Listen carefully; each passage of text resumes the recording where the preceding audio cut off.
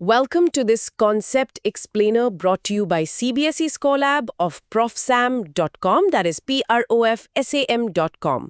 आज हम unit 3 current electricity का एक बहुत ही फंडामेंटल टॉपिक ओम्स लॉ को समझने वाले हैं और मैं प्रॉमिस करती हूँ कि ये डिस्कशन इतना क्लियर और एग्जाम सेफ होगा कि आपको हमेशा के लिए याद हो जाएगा। एक सवाल है जो अक्सर दिमाग में आता है। अपने घर में जो वॉल सॉकेट होता है उसका वोल्टेज तो फिक्स्ड रहता है 230 वोल्ट्स। हाँ, वो तो फिक्स्ड है। तो उसी एक सॉकेट में जब हम फोन चार्जर लगाते हैं तो वो आराम से चलता है, लेकिन जैसे ही उसमें माइक्रोवेव ओवन लगाते हैं वो इतना ज्यादा करंट कैसे खींच लेता है। राइट, ये तो मैंने भी सोचा है। वोल्टेज तो सेम है लेकिन एक डिवाइस इतना कम करंट ले रहा है और दूसरा इतना ज्यादा। ऐसा क्यों होता है? एग्जैक्टली और इससे भी ज्यादा हैरान करने वाली बात यह है कि 230 वोल्ट सप्लाई पर एक माइक्रोवेव का रेजिस्टेंस लगभग 15-20 ओम्स होता है, जबकि एक फोन चार्जर का रेजिस्टेंस 1000 ओम से भी ज्यादा हो सकता है। व्हाट? मतलब जिसका रेजिस्टेंस इतना कम है वो ज्यादा करंट ले रहा है? ये तो उल्टा लग रहा है। हाँ, बिल्कुल उल्टा लग रहा है ना। चलो आज इसी पहेली को सॉल्व करते हैं। इसका जवाब जॉर्ज ओम के दिए हुए एक बहुत सिंपल से लॉ में छिपा है। बिल्कुल आसान शब्दों में ओम्स लॉ कहता है कि करंट वोल्टेज के डायरेक्टली प्रोपोर्शनल है। ओके। मतलब जितना ज्यादा पुश या वोल्टेज V आप दोगे उतना ही ज्यादा फ्लो यानी करंट I आपको मिलेगा। बस एक शर्त है कि फिजिकल कंडीशंस जैसे टेम्परेचर कांस्टेंट रहनी चाहिए। अच्छा, तो मोर पुश मींस मोर फ्लो। ये तो काफी इंट्यूटिव लग रहा है। बिल्कुल। इसको समझने के लिए एक पानी की पाइप वाली एनालॉजी लेते हैं। सोचो वोल्टेज V पानी का प्रेशर है, ठीक है। करंट I है पानी का फ्लो और रेजिस्टेंस R उस पाइप की मोटाई या उसके अंदर की रुकावट है। अगर प्रेशर डबल करोगे तो फ्लो भी डबल हो जाएगा। सिंपल। परफेक्ट। और अगर पाइप को पतला कर दें यानी रुकावट बढ़ा दें तो क्या होगा? तो सेम प्रेशर पर भी पानी कम निकलेगा, फ्लो कम हो जाएगा। एग्जैक्टली। तो इन तीन चीजों पुश, फ्लो और रुकावट के बीच का जो ये सिंपल सा रिश्ता है वही ओम्स लॉ है। ठीक है, एनालॉजी से कॉन्सेप्ट तो समझ आ गया, लेकिन एक कंडक्टर के अंदर मतलब माइक्रोस्कोपिक लेवल पे असलियत में क्या हो रहा होता है? Great question. चलो एक मेंटल इमेज बनाते हैं। इमेजिन करो एक कॉपर वायर एक बहुत बिजी मार्केट की गली जैसा है और इस गली में लाखों लोग जो कि इलेक्ट्रॉन्स हैं इधर उधर घूम रहे हैं रैंडमली। ओके, काफी भीड़ है। हाँ, जैसे ही हम इस गली के दोनों सिरों पर एक पोटेंशियल डिफरेंस या वोल्टेज V लगाते हैं, ये एक ऐलान करने जैसा है कि सब लोग एक ही डायरेक्शन में चलो। अच्छा, तो वोल्टेज ने सबको एक डायरेक्शन दे दी। करेक्ट।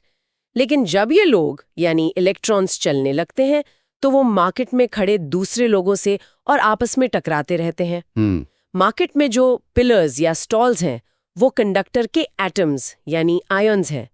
इन्हीं टक्करों, इन्हीं कोलिजन्स की वजह से उनकी स्पीड बार बार कम हो जाती है।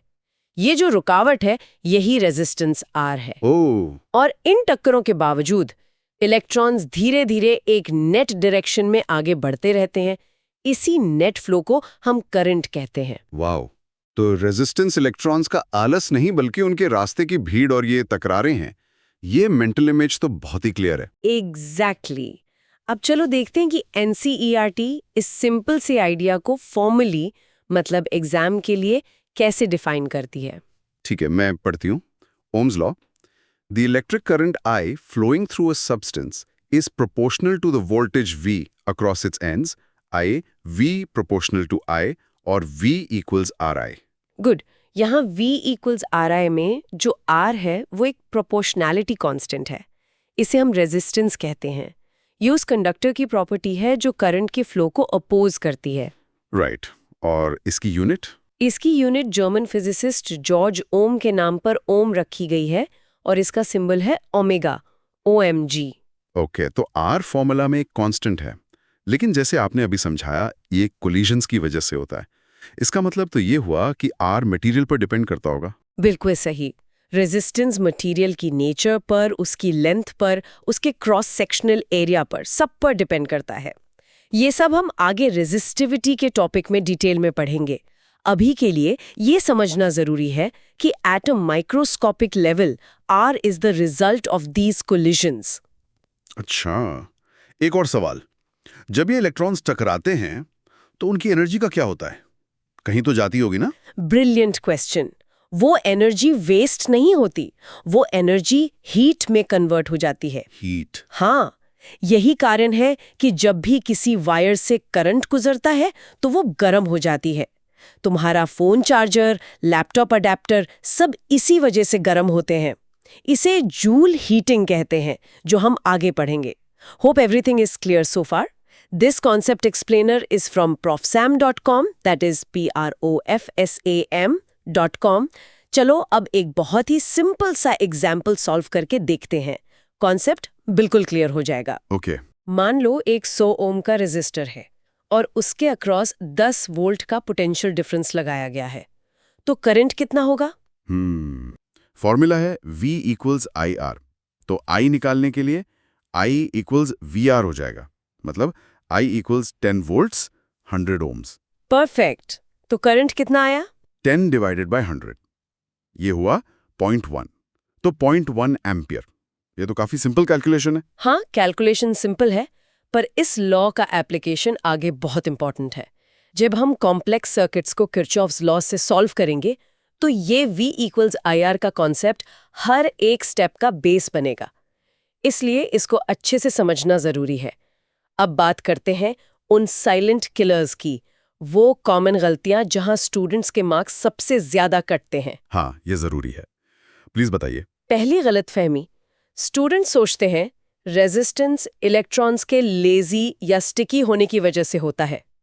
वो रेजिस्टेंस शब्द का लिटरल मीनिंग निकाल लेते हैं कि इलेक्ट्रॉन्स आगे बढ़ना ही नहीं चाहते। अच्छा, जबकि हमने अभी डिस्कस किया कि आलस नहीं, कोलिजन्स हैं अहम वजन। एग्जैक्टली। याद रखो, इलेक्ट्रॉन्स लेजी नहीं है, वो तो चलना चाहते हैं, लेकिन कंडक्टर के अंदर की भीड़ और एटम से लगातार टकराने की वजह से उनके फ्लो में रुकावट आती है। Resistance is about collisions, not laziness. ठीक है, रेजिस्टेंस का मतलब है टक्कर, आलस नहीं। ये पॉइंट बिल्कुल क्लियर है। दूसरी बड़ी गलतफहमी, अगर रेजिस्टेंस 0 हो तो करंट इन्फिनिट हो जाएगा। हाँ, ये तो लगता है, क्योंकि I is equal to V/0 तो इन्फिनिट होता है मैथ्स में। Right. Students V is equal to I R formula को मैकेनिकली यूज करते हैं, लेकिन सच ये है कि जीरो रेजिस्टेंस जैसे सुपरकंडक्टर्स में एक बहुत ही स्पेशल नॉन ओमिक केस है। ऐसे केसेस में V is equal to I into zero is equal to zero होता है। V is equal to 0। हाँ, मतलब जीरो रेजिस्टेंस वाले सर्किट में करंट फ्लो कराने के लिए वोल्टेज की जरूरत ही नहीं होती। करंट इनफाइनाइट नहीं होता, वो सर्किट के दूसरे फैक्टर्स से, जैसे पावर सप्लाई की कैपेसिटी से लिमिट होता है।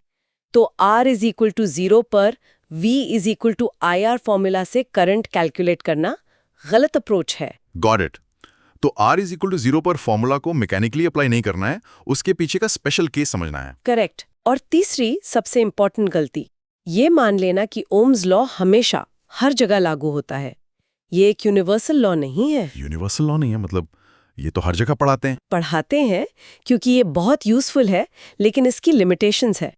ओम्स लॉ सिर्फ उन्हीं मटेरियल्स पर लागू होता है जिन्हें ओमिक कहते हैं, जैसे मेटल्स, और वो भी तब जब टेम्परेचर कांस्टेंट हो। अच्छा, तो नॉन ओमिक भी कुछ होता है? हाँ, सेमीकंडक्टर्स जिनसे डायोड्स और ट्रांजिस्टर्स बनते हैं, या एक लाइट बल्ब का फिलामेंट, ये सब नॉन ओमिक बिहेवियर दिखाते हैं। नॉन ओमिक, इसका क्या मतलब हुआ? उनका VI रिलेशनशिप नॉन लीनियर होता है। एग्जैक्टली। उनके लिए वोल्टेज और करंट का ग्राफ एक स्ट्रेट लाइन नहीं होता। जैसे एक डायोड, वो करंट को सिर्फ एक ही डायरेक्शन में जाने देता है। आप वोल्टेज डबल करोगे तो जरूरी नहीं कि करंट भी डबल हो। और बल्ब का फिलामेंट, जब वो ठंडा होता है तब तो ओमिक रहता है, पर जैसे ही करंट से गर्म होता है उसका रेजिस्टेंस तेजी से बढ़ जाता है और वो नॉन ओमिक हो जाता है। ओह, तो टेम्परेचर कांस्टेंट वाली शर्त इसलिए इतनी इंपॉर्टेंट है। जैसे ही टेम्परेचर बदला, रेजिस्टेंस बदल सकता है और ओम्स लॉ अच्छे से काम नहीं करेगा। You got it. यही इस लॉ का सबसे बड़ा न्यूआंस है। चलो, अब इस लॉ को हमेशा याद रखने के लिए कुछ मेमोरी एंकर्स बनाते हैं। ठीक है। एक सिंपल निमोनिक है VIR, जैसे वीर शब्द। जी। इससे आपको फॉर्मूला का ट्रायंगल याद रहेगा। V ऊपर और I और R नीचे। V is equal to I into R। VIR। ठीक है, ये आसान है। दूसरा, एक सिंपल फ्रेज याद रखो, double the voltage double the current, double the resistance half the current. Hindi में वोल्टेज बढ़ाओ करंट बढ़ेगा, रेजिस्टेंस बढ़ाओ करंट घटेगा। ये लॉ का पूरा सार है। ये आसान है। वोल्टेज बढ़ाओ, करंट बढ़ेगा, रेजिस्टेंस बढ़ाओ, करंट घटेगा। परफेक्ट। और एक फिजिकल जेस्चर, अपने हाथ को फ्लैट रखो, इसे नीचे की तरफ टिल्ट करो, ये वोल्टेज बढ़ाना है। देखो तुम्हारी उंगलियां कैसे आगे बढ़ती हैं, ये करंट है। अब हाथ की मुट्ठी बना लो, ये रेजिस्टेंस बढ़ाना है। अब हाथ टिल्ट करने पर भी उंगलियां ज्यादा आगे नहीं बढ़ पाएंगी। ये तो काफी कूल है, इसे हमेशा याद रहेगा। तो अब वापस आते हैं अपनी शुरुआत वाली पहेली पर, माइक्रोवेव वर्सेस फोन चार्जर। क्या अब लॉजिक समझ आ रहा है? हाँ शायद। फॉर्मूला है I = VR। वोल्टेज तो 230V फिक्स्ड है। इसका मतलब करंट I और रेजिस्टेंस R में इन्वर्स यानी उल्टा रिश्ता है। परफेक्ट, बिल्कुल सही जा रहे हो, आगे बताओ। तो जिसका रेजिस्टेंस कम होगा उसका करंट ज्यादा होगा। माइक्रोवेव का रेजिस्टेंस आपने बताया कम है, शायद 20 ओम्स, इसलिए वो ज्यादा करंट खींचता है। और फोन चार्जर का रेजिस्टेंस बहुत ज्यादा है, 1000 से भी ऊपर, इसलिए वो बहुत कम करंट लेता है। पहेली सॉल्व हो गई। Absolutely correct. देखा ओम्स लॉ ने कैसे एक एवरीडे मिस्ट्री को सॉल्व कर दिया। चलो आज के पूरे डिस्कशन को 3 की पॉइंट्स में समराइज करते हैं। पॉइंट 1, ओम्स लॉ का स्टेटमेंट है V = IR। ये बताता है कि ओमिक मटेरियल्स के लिए कांस्टेंट टेम्परेचर पर वोल्टेज और करंट डायरेक्टली प्रोपोर्शनल होते हैं।